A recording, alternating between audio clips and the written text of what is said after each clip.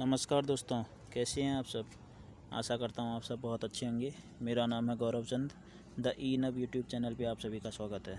तो दोस्तों, जैसा कि मैंने आपसे कमिटमेंट किया था कि मैं आपके लिए करंट अफेयर्स की एक वीडियो सीरीज़ लाऊंगा, तो उसी वीडियो सीरीज़ का ये मेरा पहला वीडियो है। तो आप इसको देखना ना भूलें और द ई नब यूट्यूब चैनल को लाइक, शेयर और सब्सक्राइब ज़रूर करें। तो इस वीडियो में मैं आपको टॉप 10 करंट अफेयर्स की क्वेश्चन करवाऊँगा और ये डेली बेसिस पे आएंगे। तो चलिए चलते हैं आगे।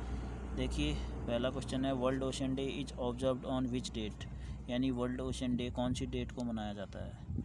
तो यहाँ पर 4 ऑप्शन आपको दिख रहे होंगे, 6 जून, 7 जून, 8 जून और 9 जून। तो यहाँ पर सही आंसर है दोस्तों 8 जून। यानी 8 जून को वर्ल्ड ओशन डे ऑब्जर्व किया जाता है। अच्छा, ये ऑब्जर्व क्यों किया जाता है, ये मनाया क्यों जाता है। देखिए, हम ओशियन से बहुत ज़्यादा बेनिफिट्स लेते हैं, तो उन्हीं बेनिफिट्सों को ध्यान में रखते हुए, हमारी लाइफ में इस इम्पोर्टेंस को देखते हुए वर्ल्ड ओशन डे यूएन द्वारा मनाया जाता है। अच्छा, जैसे फॉर एग्ज़ाम्पल हम सी फूड लेते हैं,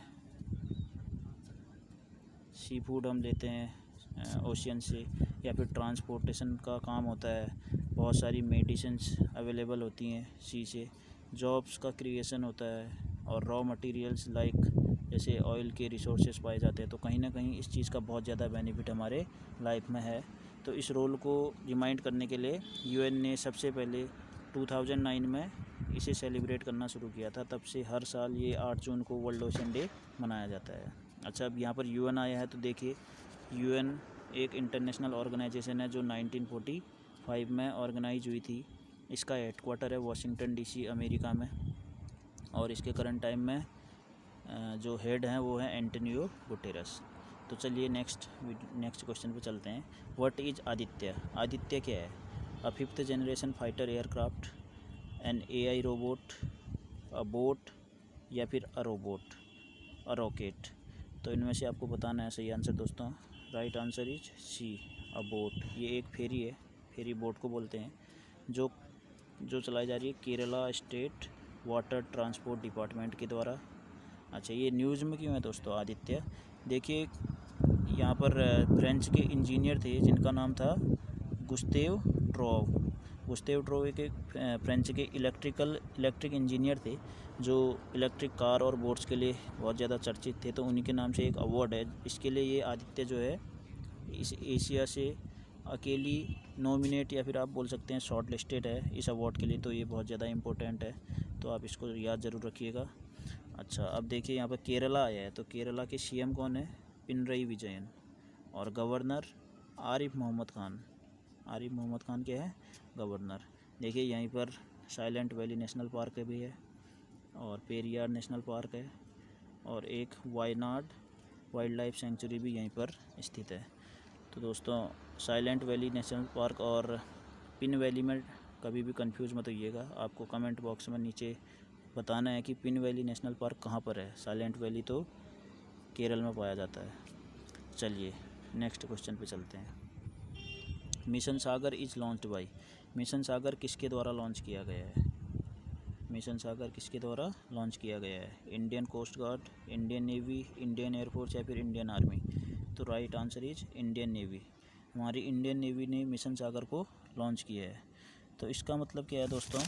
देखिए, मिशन सागर में 5 कंट्रीज़ हैं जिनमें कोविड-19 से रिलेटेड मेडिसिन या फिर मेडिकल असिस्टेंस को इंडिया द्वारा भेजा गया आईएनएस केसरी द्वारा। इंडियन नेवल शिप है हमारी केसरी, उसके द्वारा क्या किया गया, सपोर्ट एज अ सपोर्ट भेजा गया। वो कौन कौन से नेशंस हैं। फर्स्ट है मालदीव, याद रखिएगा। दूसरा है मॉरिशस, तीसरा है मेडागास्कर, चौथा है कोमोरोस, और 5वां है सेशेल्स। तो ये अभी रिसेंटली सेशेल्स के एक पोर्ट पे पहुंच चुकी है हमारी जो आईएनएस केसरी है। तो आपको ये पता याद रखना है कि मिशन सागर क्या है। अच्छा, ये सागर क्या है। मिशन सागर तो आप समझ गए, सागर क्या है। देखिए, सागर का मीनिंग है security and growth for all in the region. Security and growth for all in the region, मतलब इंडियन ओशियन रीजन जो है दोस्तों, यहाँ पर इंडियन ओशियन रीजन में इंडिया ने अपना पीस, स्टेबिलिटी और प्रॉस्पेरिटी को मद्देनज़र रखते हुए एक मैरीटाइम इनिशिएटिव किया था जिसका नाम क्या था, सागर। तो उसी का एक ये पार्ट मान सकते हैं मिशन सागर को। तो उसी को कायम करने के लिए इंडिया ने क्या किया, कोविड-19 से रिलेटेड मेडिकल असिस्टेंस हो गया या फिर कुछ मेडिसिन्स हो गई, जिनमें जैसे सपोज HCQV है, हाइड्रोक्सीक्लोरोक्विन जिसको बोलते हैं, ये यहाँ पे प्रोवाइड करेगा इंडिया। तो दोस्तों आशा करता हूँ आपको ये लेक्चर समझ में आ रहा होगा। तो चलिए आगे चलते हैं। अच्छा, एक चीज़ और देख लीजिए, इंडियन नेवी आया है तो मैं आपको इंडियन नेवी के बारे में बता देता हूँ। इंडियन नेवी हमारी इंडियन आर्म्ड फोर्स की एक फ़ोर्स है। इंडियन आर्म्ड फोर्स जो रहता है उसकी एक इंडियन नेवी है। जैसे इंडियन एयरफोर्स है, इंडियन आर्मी है, वैसे एक इंडियन नेवी इसकी आर्म बोल सकते हैं। इसके करंट जो एडमिरल हैं, chief of the naval staff CNS बोलते हैं, वो कौन है, करमबीर सिंह। ये कौन से नंबर के हैं, 24 नंबर के। तो इसको याद रखिएगा। चलिए नेक्स्ट क्वेश्चन है, who is appointed as senior adviser to the executive director of the World Bank in Washington. अच्छा, वाशिंगटन में जो वर्ल्ड बैंक है उसके सीनियर एडवाइज़र के रूप में किसको नियुक्त किया गया है, यह आपको बताना है। तो दोस्तों आपको क्वेश्चन में क्या पूछा है, who is appointed as the senior adviser to executive director of the World Bank. तो कहने का मतलब ये है, वर्ल्ड बैंक के जो एग्जीक्यूटिव डायरेक्टर है उनका सीनियर एडवाइज़र किसको नियुक्त किया गया है। तो इसमें आपको 4 ऑप्शन दिए गए हैं, PK सिन्हा, PK मिश्रा, राजीव टोपनो या फिर अजीत डोवाल। तो इसका सही आंसर है C ऑप्शन, राजीव टोपनो। अच्छा, राजीव टोपनो को क्या किया गया है, जो वर्ल्ड बैंक के एग्जीक्यूटिव डायरेक्टर है उनका सीनियर एडवाइज़र इनको नियुक्त किया गया है। अच्छा, राजीव टोपनो कौन है दोस्तों, ये प्राइम मिनिस्टर के प्राइवेट सेक्रेटरी है। कौन है, प्राइम मिनिस्टर के प्राइवेट सेक्रेटरी। 1996 बैच के IAS ऑफिसर हैं ये, गुजरात कैडर के। ठीक है, तो मैं आपको कुछ और एडिशनल डिटेल बताना चाहूँगा। देखिए, प्राइवेट सेक्रेटरी तो ये हैं ही PM के। अच्छा, प्रिंसिपल सेक्रेटरी कौन है PM के, वो हैं PK मिश्रा। PK मिश्रा के हैं प्रिंसिपल सेक्रेटरी। कंफ्यूज मत होइएगा, प्राइवेट और प्रिंसिपल में थोड़ा अंतर होता है। ये हैं प्रिंसिपल सेक्रेटरी। और प्रिंसिपल सेक्रेटरी ये हो गई। होम सेक्रेटरी कौन है हमारे अभी, होम सेक्रेटरी हैं अजय कुमार भल्ला। अजय कुमार भल्ला हैं होम सेक्रेटरी। और डिफेंस सेक्रेटरी हैं अजय कुमार। कैबिनेट सेक्रेटरी तो आपको पता ही होगा, कैबिनेट सेक्रेटरी हैं राजीव बाबा। तो चलिए आगे चलते हैं। अब देखिए, समर कैपिटल ऑफ उत्तराखंड, यानी उत्तराखंड की समर कैपिटल क्या है। अच्छा, विंटर कैपिटल तो अभी देखिए देहरादून ही है उत्तराखंड की, लेकिन समर कैपिटल अभी नई कैपिटल प्रस्तावित हुई है, वो कौन सी है, गैरसैंण। यहाँ पे देखिए दोस्तों, उत्तराखंड की क्या है, समर कैपिटल है, जो कौन से डिस्ट्रिक्ट पे पड़ती है, चमोली डिस्ट्रिक्ट पे। तो देखिए दोस्तों, यहाँ पर ई विधानसभा होगी, ई विधानसभा का यहाँ पर प्रस्ताव है। ई विधानसभा का मतलब है दोस्तों, जो भी ये डॉक्यूमेंटेशन का जो भी वर्क होगा ना, वो सब पेपरलेस होगा, मतलब इंटरनेट के थ्रू।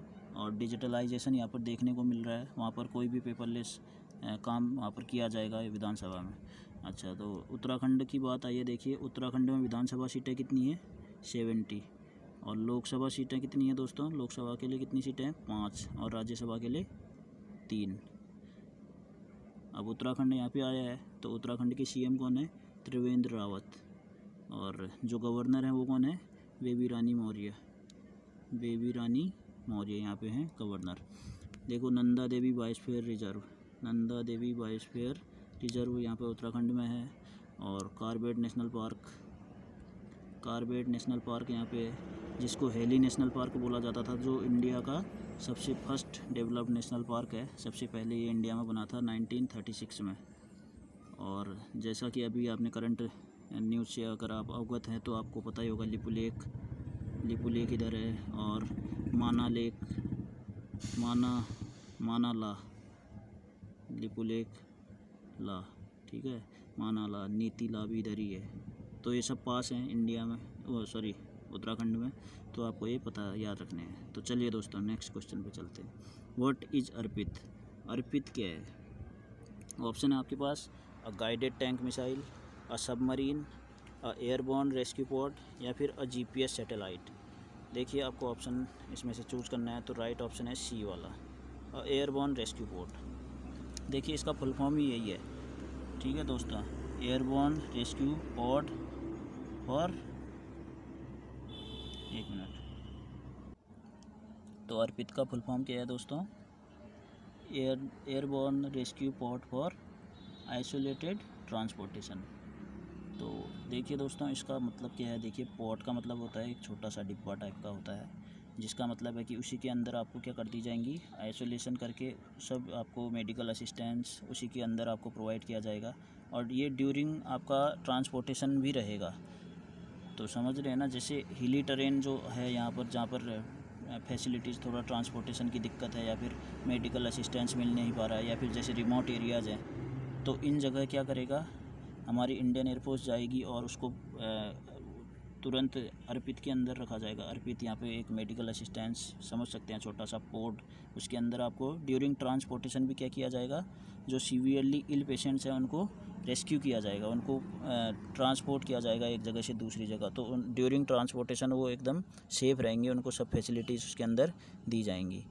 तो कहीं ना कहीं ये बहुत बेनिफिशियल है, और आपको अर्पित का फुल फॉर्म बिल्कुल दोस्तों याद रखना है, ये आपको पेपर में पूछा जा सकता है। तो देखिए यहाँ पर क्या आया है, इंडियन एयरफोर्स आया है। तो इंडियन एयरफोर्स कब बनी थी दोस्तों, 1932 में, 1932 में। IMA इंडियन मिलिट्री एकेडमी भी 1932 में ही बनी थी, तो आपको रिलेट करके याद करना है। तो जब जो अभी चीफ ऑफ एयर स्टाफ है, यानी मतलब जो चीफ ऑफ एयर स्टाफ मतलब एयरफोर्स के सबसे जो हेड हैं 26 नंबर के हैं, वो कौन है, RK भदौरिया, RK भदौरिया, राकेश कुमार सिंह भदौरिया, वो हैं एयरफोर्स के हेड। तो चलिए दोस्तों नेक्स्ट क्वेश्चन पे चलते हैं। नेक्स्ट क्वेश्चन है, Ananya disinfectant spray is developed by which one of the following. जो अनन्या डिसइंफेक्टेंट है, जो इन्फेक्शन से बचाता है, अनन्या नाम का एक डिसइंफेक्टेंट है, वो स्प्रे है, वो किसके द्वारा डेवलप किया गया है।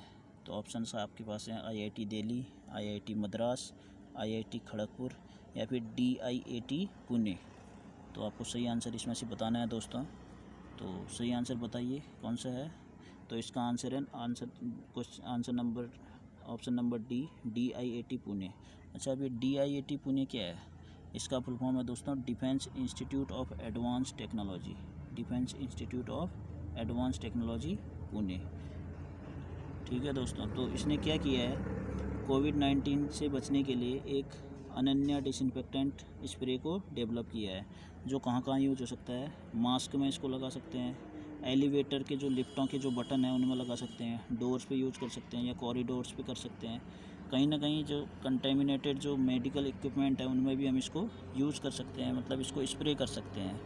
तो ये DIAT ने इसको बोला है कि ये वाटर बेस्ड आपका जो स्प्रे है ये वाटर बेस्ड है, और ये 24 आवर्स तक क्या रहेगा, इफ़ेक्टिव रहेगा। तो कहीं ना कहीं ये दोस्तों आपको इम्पोर्टेंट क्वेश्चन है, तो ये आपको ज़रूर याद रखना है। इसका जो नेम है अनन्या, क्वेश्चन में आपसे पूछ लिया जाएगा कि व्हाट इज़ अनन्या, या फिर किसने डेवलप किया है, ये आपको पता होना चाहिए। तो DIAT पुणे ने इसको क्या किया है, डेवलप किया है। तो चलिए नेक्स्ट क्वेश्चन पे चलते हैं। Next question is, Chiranjeevi Sarja recently passed away, he was a famous. Chiranjeevi Sarja अभी क्या हुआ है, उनका हाल ही में निधन हुआ है, वो क्या हैं, वो एक प्रसिद्ध क्या हैं, आपको बताना है। पॉलिटिशियन है, या फिर कार्टूनिस्ट हैं, राइटर हैं, या फिर एक्टर हैं। तो राइट आंसर इज एक्टर। वो क्या हैं दोस्तों, एक्टर हैं। एक्चुअली एक्टर थे, अभी क्या हो गया, वो पास्ड अवे हो गए हैं, उनकी आप बोल सकते हैं निधन हो गया है। तो ये काफ़ी आपके लिए एक इम्पोर्टेंट क्वेश्चन है। तो ये बहुत फेमस एक्टर थे, साउथ इंडियन एक्टर हैं। और मेन बात ये है कि एक एक्टर थे शक्ति प्रसाद, शक्ति प्रसाद, ये उनके ग्रैंडसन थे। और ये शक्ति प्रसाद साउथ इंडिया में काफ़ी फेमस एक्टर थे। तो हालांकि अभी देखिए चिरंजीवी सरजा की एज ज़्यादा नहीं थी, 2 साल पहले इनकी शादी हुई थी, और 39 ईयर्स की एज में ये अभी इनको कार्डियक अरेस्ट आया था, जो कि हार्ट से रिलेटेड है, तो उससे इनकी डेथ हो गई। अब देखिए कर्नाटका की बात आई है, तो हम यहाँ पे बात करेंगे कर्नाटका की। कर्नाटका की CM कौन है, BS येदियुरप्पा, BS येदियुरप्पा। और गवर्नर हैं दोस्तों यहाँ के वाजुभाई वाला, वाजुभाई वाला है यहाँ के गवर्नर। अब देखिए नागरहोल, नागरहोल नेशनल पार्क है यहाँ पर, बन्नरघट्टा है, और मुदुमलाई और दांडेली, ये सब कर्नाटका के फेमस नेशनल पार्क हैं, तो आपको बिल्कुल याद रखना चाहिए ये। तो चलिए चलते हैं नेक्स्ट क्वेश्चन पे। Senior director of Google Cloud in India. India में जो गूगल क्लाउड है उसके सीनियर डायरेक्टर किसको नियुक्त किया गया है?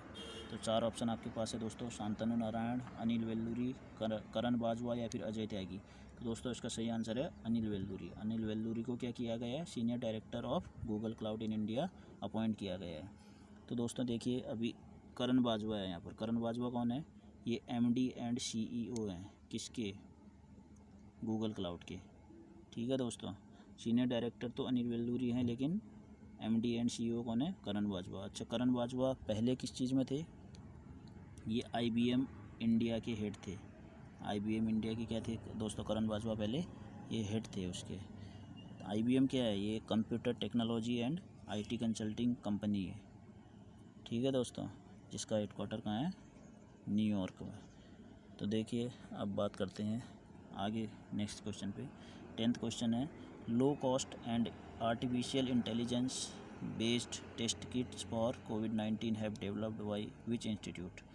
तो जो कम सस्ती किफ़ायती दर पे जो आर्टिफिशियल इंटेलिजेंस जो उस पर बेस्ड एक किट तैयार की है कोविड-19 की, वो किसके द्वारा, कौन से इंस्टीट्यूट ने उसको दोस्तों तैयार किया या डेवलप किया? तो आपको इसका आंसर बताना है। ऑप्शन यहाँ पे IIT Hyderabad, IIT Delhi, IIT Kanpur या फिर IIT रुड़की। तो दोस्तों सही आंसर बताइए इसका कौन सा है? इसका सही आंसर है IIT Hyderabad, option number A. IIT Hyderabad ने दोस्तों लो कॉस्ट एंड आर्टिफिशियल इंटेलिजेंस पे बेस्ड एक किट तैयार की है जो कोविड-19 के लिए है। तो ये किट का जो ये किट है, ये इसका रिज़ल्ट पॉजिटिव या नेगेटिव के लिए कितने मिनट में दे देगी? 20 मिनट्स में इसको रिज़ल्ट दे देगी, जो RT-PCR से फ्री है। RT-PCR में थोड़ा ज़्यादा समय लगता है दोस्तों। RT-PCR आपने सुना ही होगा, आजकल न्यूज़ में है। इसका मीन्स है reverse transcription polymerase chain reaction. तो इस चीज़ से फ्री है, इसमें दूसरे मेथड से टेस्टिंग होगी और ये आपको 20 मिनट में रिजल्ट्स दे देगी। RT-PCR क्या करती है दोस्तों? जो RNA है उसको DNA में चेंज करती है। ठीक है, एक ऐसी टेक्निक है RT-PCR। वो क्या करती है, जो RNA रहता है ना हमारे, उसका सैंपल लेते हैं। तो RNA देखिए कोविड-19 में जो कोविड है, जो कोरोना वायरस है, वो क्या है? RNA वायरस है एक। तो इस RNA वायरस का DNA में ट्रांसक्रिप्शन किया जाता है, रिवर्स ट्रांसक्रिप्शन। अच्छा, DNA से RNA रहता है तो उसको ट्रांसक्रिप्शन बोलते हैं हम, लेकिन जब RNA से ये DNA में चेंज किया जा रहा है इसको, तो इसीलिए reverse transcription polymerase chain reaction के थ्रू किया जाता है इसको। ये RT-PCR है। तो ये RT-PCR से फ्री है ये प्रोसेस, इसीलिए इसको 20 मिनट्स में क्या दे देंगे? रिजल्ट दे देंगे। दोस्तों ये मेरी वीडियो का एंड था। यहाँ पर हम 10 क्वेश्चंस को डिस्कस कर चुके हैं और ये डेली बेसिस पे आएंगे दोस्तों। तो आपको नीचे कमेंट बॉक्स में लिखना है कि आपको सेशन कैसा लगा, और आप डेली बेसिस पे जुड़े रहिए। द इनब यूट्यूब चैनल को आप लाइक, शेयर और सब्सक्राइब ज़रूर कीजिए दोस्तों। तो चलिए मिलते हैं आगे, तब तक के लिए बहुत बहुत धन्यवाद।